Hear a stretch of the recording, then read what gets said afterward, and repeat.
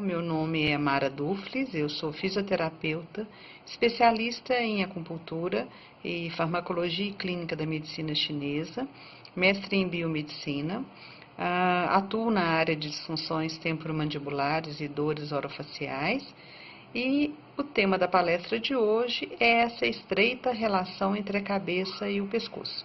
É um prazer estar com vocês novamente e espero que vocês gostem aí da palestra.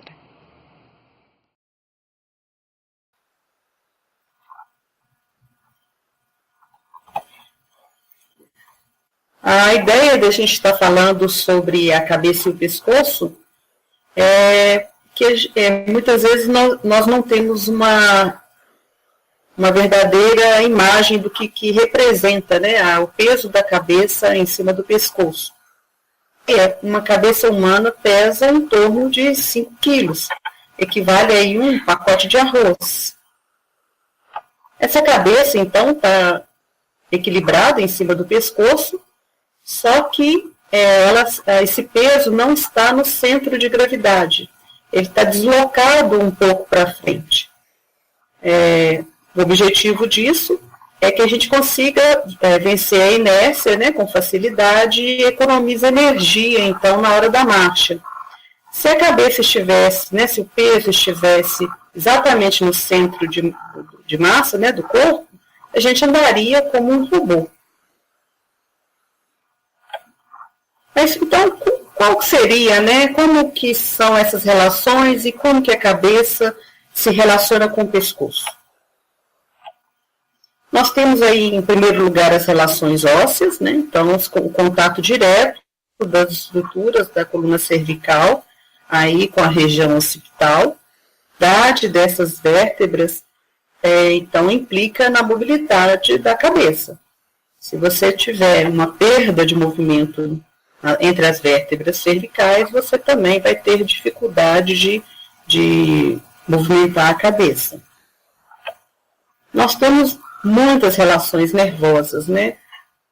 Vários nervos saem aí da região do crânio e vão se estender até o restante do corpo, e essa conexão é feita aí pela coluna cervical, né? Pelo nosso pescoço.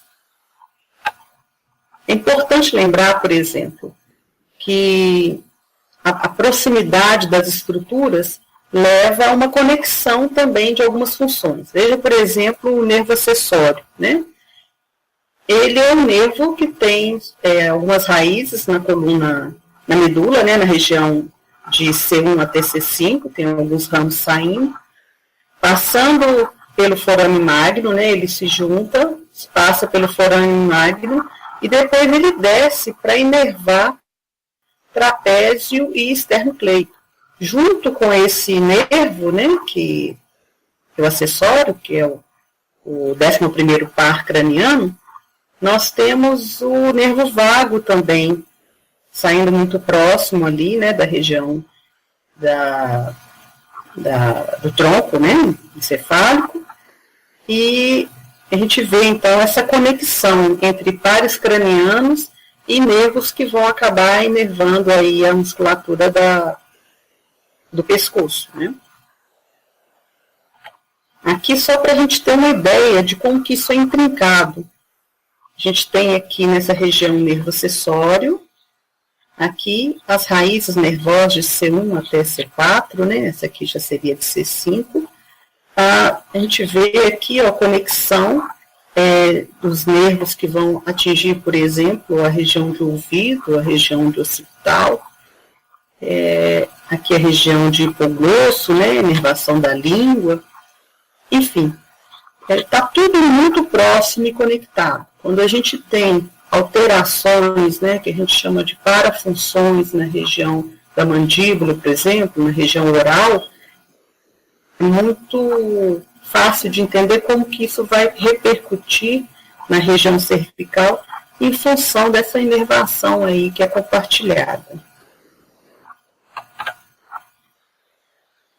Aqui, por exemplo, um nervo, né, um occipital maior, e um occipital menor também saindo nessa mesma região, e esses nervos saem na base da nuca, e quando há compressão da musculatura da cervical, isso pode implicar numa nevralgia, né, que vai pegar a região de nuca, vai pegar o couro cabeludo. Então, mais uma vez mostrando aí a proximidade, né, e a interseção desses tecidos. Um outro nervo que é muito importante na região aí da face, e que a gente acho que conhece pouco desse nervo, é o nervo trigêmeo. Esse nervo, ele recebe aferência, né, da face. Então, por exemplo, tudo que acontece na face em termos de dor, de diferença de temperatura, de tato, é percebido pelo nervo trigêmeo, que é o nervo misto. Mas ele recebe aferência também de todos os pares cranianos. Além disso, das raízes nervosas de C1 e C2.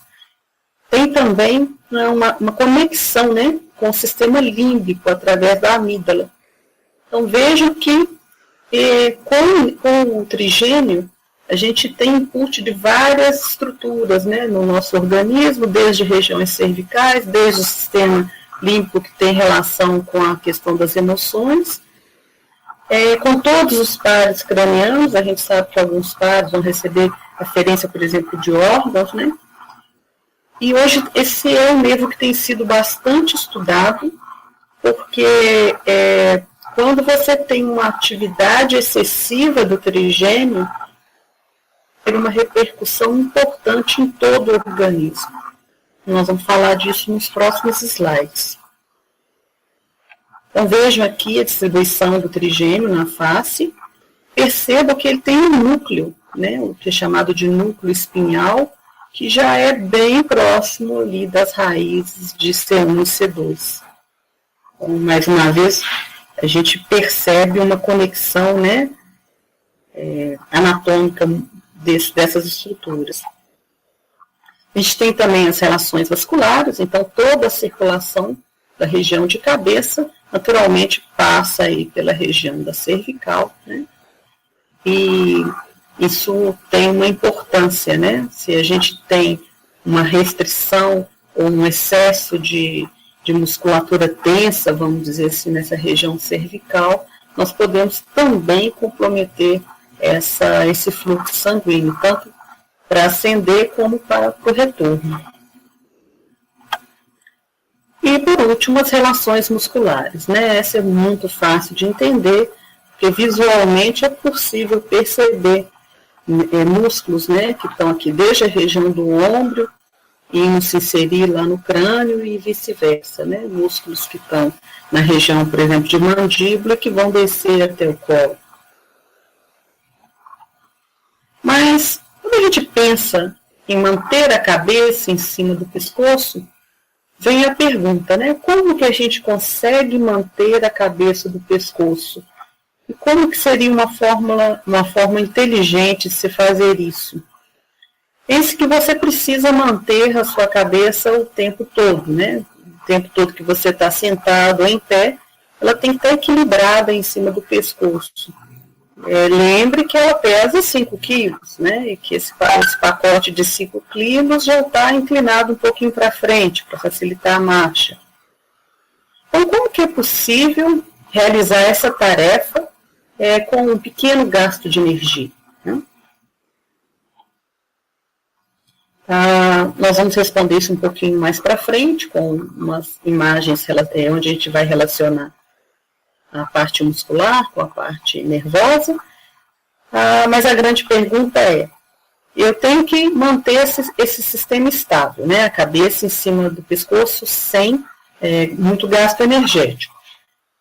Será que as atividades orais, que a gente chama de parafuncionais, poderiam afetar essa estabilidade?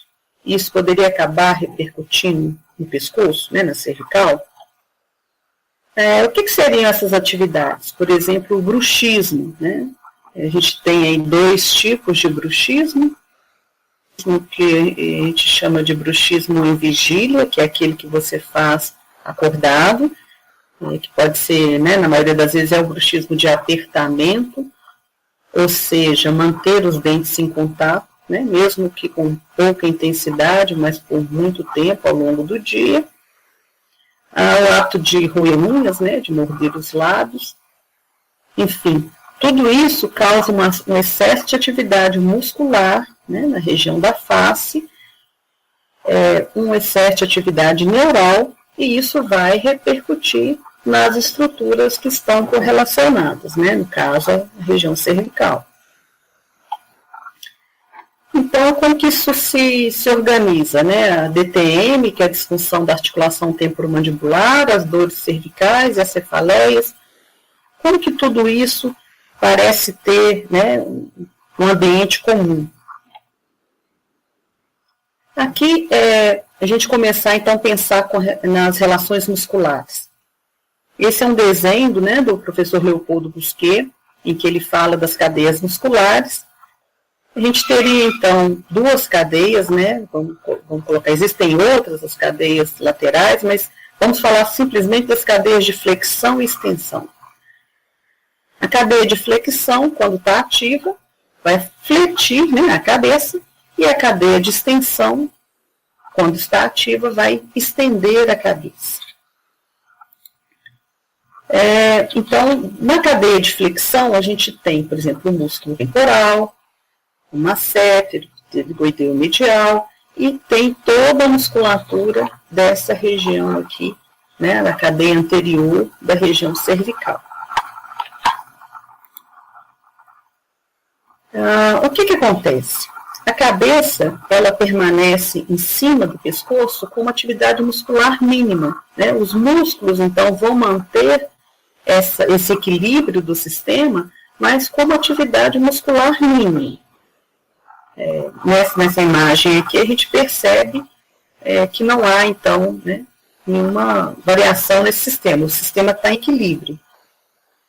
Só que, com os hábitos, né, com o bruxismo, né, roer unhas, morder lábios, a gente acaba gerando um excesso de atividade na cadeia anterior, na cadeia flexora. Mesmo que isso seja uma atividade, vamos dizer assim, de baixa intensidade, uma contração mínima, né, que provoca, por exemplo, contato dentário, ou provocada pelo contato dentário, ela é suficiente para desequilibrar o sistema. Então, vocês estão vendo aqui, né, uma repercussão que seria a cabeça se projetar, então, em flexão. Mas o nosso sistema corrige automaticamente esse posicionamento, em função da visão, em função do labirinto. E como que ele corrige? Ativando a cadeia extensora. Então, agora nós temos a cadeia flexora ativa e a cadeia extensora fazendo uma compensação de maneira a manter a cabeça, então, bem posicionada. Só que uma coisa que era feita, né, manter a cabeça em cima do pescoço com baixa, vamos dizer assim, consumo de energia, agora é feito com consumo intenso. E a gente percebe que os pacientes, então, que realizam esse tipo de parafunção, acabam esgotados, né, fadigados, porque realmente consomem muita energia simplesmente para manter a cabeça em cima do pescoço. Então, nós temos que conseguir retornar esse equilíbrio. O que acontece? Quando a gente tem a cadeia flexora, né, representada aqui por esse bonequinho vermelho, ela está lutando contra a cadeia extensora, que tem composta de muito mais músculos maiores, mas ela vencerá com facilidade, né? Essa é aquela questão de que a cabeça pesa 5 quilos, já está inclinado para frente, então é fácil puxar para frente. Quem está no meio desse cabo de guerra é a coluna cervical. Quando a gente perde, então, esse equilíbrio, né, você tem uma força puxando para baixo e anteriormente também puxando para baixo, você começa a ter um esmagamento das estruturas que vão sair aqui entre as vértebras cervicais, que são os nervos, né? Esses nervos, né, o disco articular aqui, começa a sofrer sobrecarga e pode haver repercussão, então, para membros superiores. O paciente pode queixar dormência nas mãos, fadiga, né, na musculatura, é muito comum nas mulheres Falar assim, olha, eu vou estender uma roupa no varal e agora eu sinto que eu não consigo fazer isso direto, eu tenho que descansar, porque o meu músculo cansa rápido. Tudo isso muitas vezes está relacionado com essa sobrecarga do sistema. Os primeiros músculos que vão tentar segurar a cabeça, né, na cadeia extensora, são esses músculos profundos, né, que estão aí bem na região de união de cabeça e pescoço. Os oblíquos, né, o reto da cabeça. Esses músculos, eles não foram feitos para trabalhar em contração forte o tempo todo. E eles acabam, então, fadigando, eles ficam presos na contração, porque eles ficam contraídos muito tempo, e para romper, né, as pontes cruzadas lá de actina e miosina, eu preciso de ATP, mas eles estão fadigados, não tem mais esse ATP, porque gastaram tudo tentando segurar a cabeça. E aí você tem a formação lá dos trigger points nessa região, e que pode repercutir na região de cabeça, né, região de face, como uma cefaleia, né, uma dor de cabeça, que vai ser em faixa, como está mostrado nesse desenho aqui. Então, às vezes o paciente fica com desconforto nos olhos, uma sensação de pressão na região, né, temporal, indo até para a região de nuca, e o problema está na musculatura profunda aqui, né, sobrecarregada. Quando esses músculos não conseguem mais, né, fazer essa função de manter a posição da cabeça, a gente começa a recrutar músculos maiores. Então, entre, né, essa musculatura profunda e o trapézio, que é o músculo superficial, que a gente consegue palpar, camadas de músculo, todos eles estão contraindo, tentando segurar, né, a sua cabeça em cima do pescoço. É importante lembrar que o trapézio tem uma função importante, né, com relação ao movimento da cintura escapular. E se agora esse músculo aqui começa a apresentar nódulos, né, trigger points também, você começa a ter um comprometimento da atividade da cintura escapular. Ela pode não ser mais harmônica, enfim, você pode começar a comprometer as estruturas articulares, porque esse músculo que deveria estar mais, vamos dizer assim, livre para fazer o movimento da cintura escapular, agora também tem que segurar a cabeça o tempo todo. Aqui a gente mostra uma fibra muscular, veja aqui o nervo chegando na fibra, e ele se separa aqui, né, em botões, essa região a gente chama de placa motora. Imagina que você está o tempo todo mantendo a contração muscular, né? Uma contração que não é fisiológica. Então, o tempo todo está passando um sinal elétrico aqui nesse nervo. Então, fica uma descarga elétrica, né, mantida o tempo todo. A gente pode fazer uma analogia com um sistema elétrico de uma casa. Chega um momento que essa placa motora vai entrar em curto. Se você colocar aqui dentro uma agulha de eletromiografia, você vai escutar o barulho do curto, né, como se ficasse um... Isso é chamado de ruído da placa. E quando a gente consegue desativar o trigger point, esse ruído some. Então, é como se fosse realmente uma pane elétrica que vai acontecer no músculo. E, embora a gente não tenha como, as pesquisas não chegaram a uma conclusão, né, sólida de que seria essa atividade muscular mantida que estaria gerando esse problema, a gente sabe que isso está envolvido. E que quando você consegue desligar essa placa, vamos dizer assim, o músculo relaxar, esse ruído, ele passa, né, ele acaba.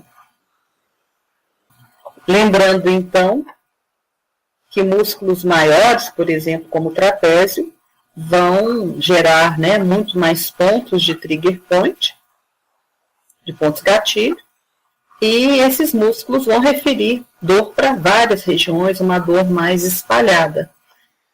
Não é incomum o paciente ter, por exemplo, essa sensação de dor, né, de cefaleia temporal, essa região aqui, e estar fazendo tratamento para cefaleia tomando medicação e com um controle dos sintomas, mas não consegue resolver o problema. E que quando a gente consegue, então, eliminar aquele cabo de guerra, o paciente para de apertar os pontos lá do trapézio, a dor de cabeça, então, desaparece, né? Que pode referir dor na mandíbula, e muitos pacientes, então, tratados com DTM, fazendo infiltração em músculo, enfim, trabalho de alongamento de masseter e outras coisas dessa natureza, mas a origem do problema está na cervical.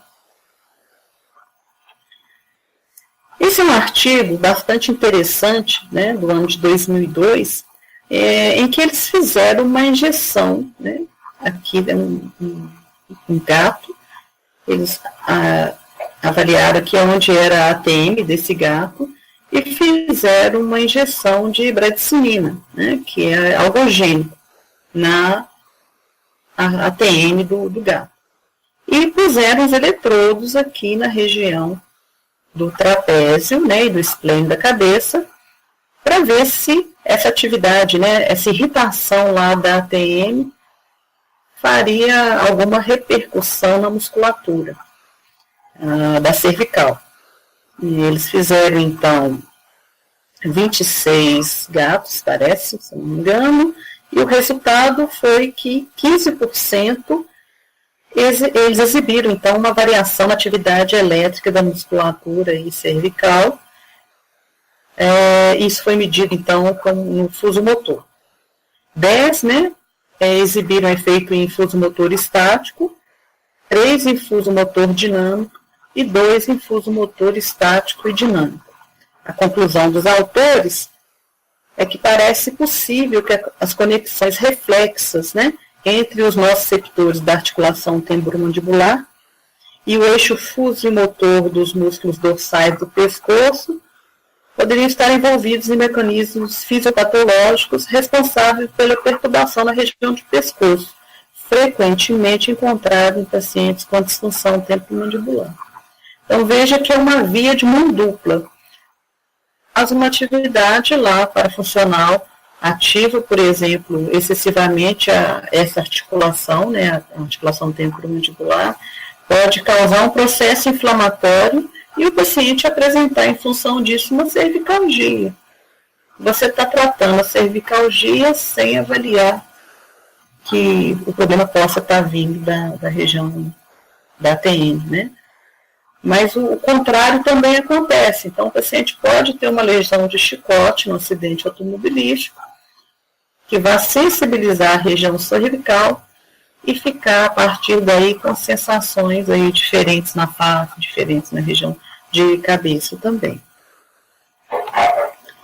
Esse é um outro artigo, né, já de 2015, em que eles avaliaram 20 indivíduos assintomáticos, né, e foram comparados, então, com 37 indivíduos que tinham DTM. Esse diagnóstico de DTM foi confirmado, né, pelo critério diagnóstico em pesquisa, que é o RDC. Eles compararam, então, as pessoas saudáveis com as pessoas que tinham DTM, e a avaliação foi para ver o movimento da coluna cervical, né, e fizeram esse teste, então, de flexão e rotação. Dos 26 pacientes, aliás, dos 37 indivíduos com DTM, 26 tinham cefaleia, 26 não tinham cefaleia e 11 tinham cefaleia além, né, da DTM. Todos esses 37 indivíduos foram positivos no teste de flexão e rotação com a ADM restrita, então, da cervical. Veja, mais uma vez, a importância da gente estar avaliando o conjunto, e não só, por exemplo, a cervical. Né? Os pacientes tinham uma restrição de movimento cervical, e foi 100%, né, dos pacientes que tinham DTM, sem importar se tinham cefaleia ou não associado, tinha uma restrição do movimento da coluna cervical. Esse último paper aqui, do Pierre Cardes, Eles avaliaram 43 pacientes com dor de cabeça por mais de 3 meses, então a queixa desses pacientes era cefaleia, né? Alguns tinham características de cefaleia cervicogênica e sinais de DTM, e eles foram então divididos em 2 grupos. Um grupo recebeu tratamento para a região cervical, né? E o outro grupo recebeu tratamento para DTM. 38 indivíduos completaram o estudo, e no grupo de orofacial, né, que recebeu tratamento para DTM, houve uma redução significativa de todos os comprometimentos cervicais. Amplitude, exame manual da coluna cervical superior, né, ele foi avaliado, e isso tinha, então, retornado à normalidade após o tratamento de DTM.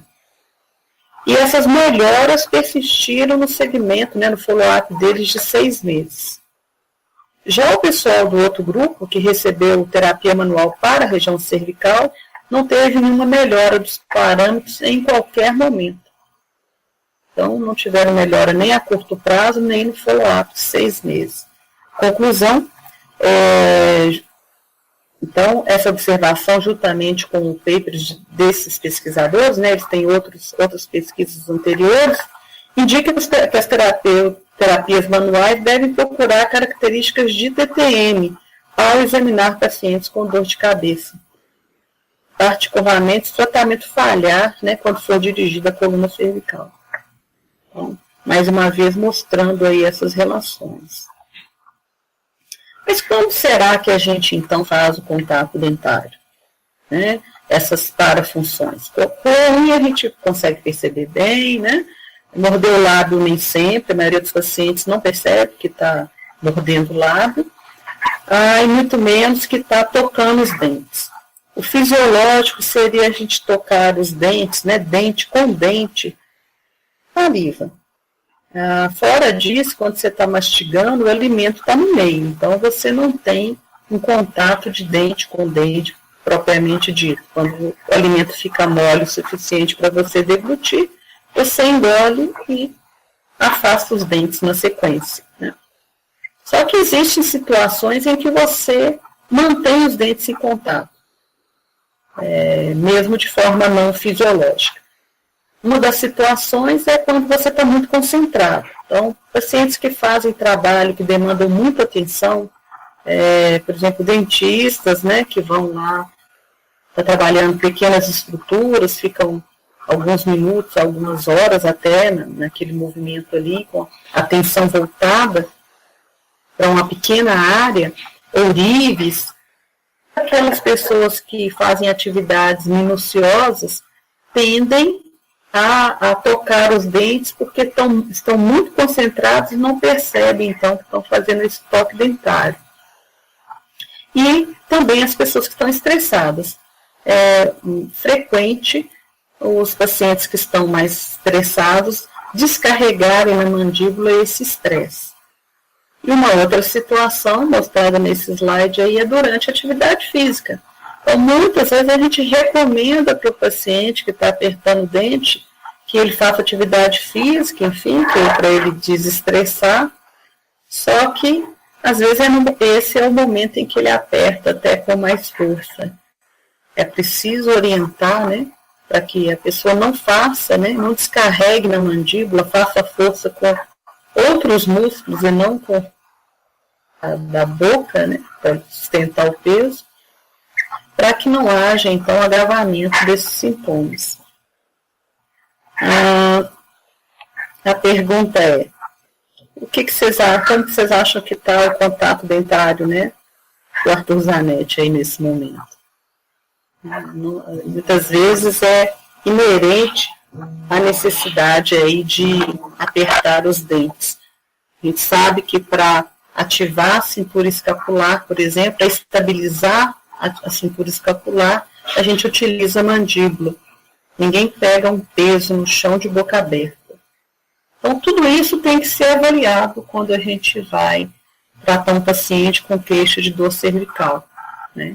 Nossa visão, então, tem que se ampliar, não pode ficar só na região cervical. A gente tem que imaginar que a cervical está com a tarefa de sustentar a cabeça e que essa tarefa hoje, né, em função desses apertamentos, dessas questões parafuncionais, possa estar sobrecarregando a cervical. Bom, era isso que eu tinha para colocar para vocês. Eu tenho esse site, DTM na Clínica Fisioterapêutica, vocês podem acessar aí através desse endereço. A gente tem também uma página no Facebook, que é essa aí, com o mesmo nome, e também um grupo de discussão, no caso o grupo é só para profissionais da área da saúde. Esse vídeo quiser participar, é só colocar DTM na Clínica Fisioterapêutica Mara Dufles, encontrar o grupo é oculto, e pedir para participar. Sendo profissional da área da saúde, você será aceito lá então no grupo, ok? Foi um prazer estar com vocês e até o próximo Conamove. Um abraço.